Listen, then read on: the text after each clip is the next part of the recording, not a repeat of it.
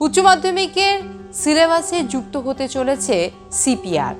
আর এই সিপিআর এর মাধ্যমে হার্ট অ্যাটাক থেকে প্রাথমিক চিকিৎসার মাধ্যমে কিভাবে রোগীকে বাঁচানো যায় তার চিকিৎসা পদ্ধতি শেখানো হবে পড়ুয়াদের।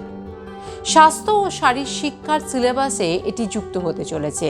তৃতীয় সেমেস্টারের থাকবে এই বিষয়টি।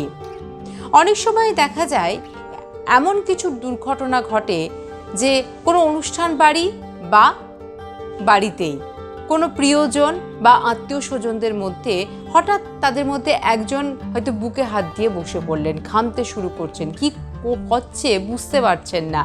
সেই সময় বোঝার আগেই দেখা যায় সব কিছু শেষ হয়ে যায়।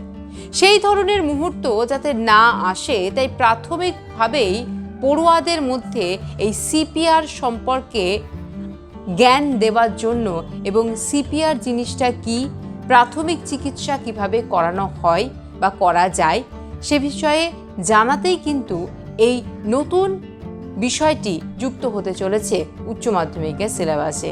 এর আগে অবশ্য অষ্টম শ্রেণীতে পড়ুয়ারা এই সিপিআর সম্পর্কে জেনেছে।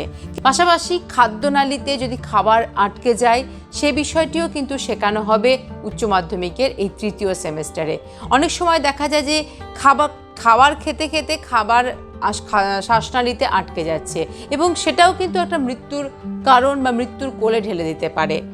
প্রাথমিকভাবে কিভাবে রক্ষা করা যেতে পারে সেই মানুষটিকে সেটাও কিন্তু শেখানো হবে এই উচ্চ মাধ্যমিকের স্বাস্থ্য এবং শারীর শিক্ষার সিলেবাসে।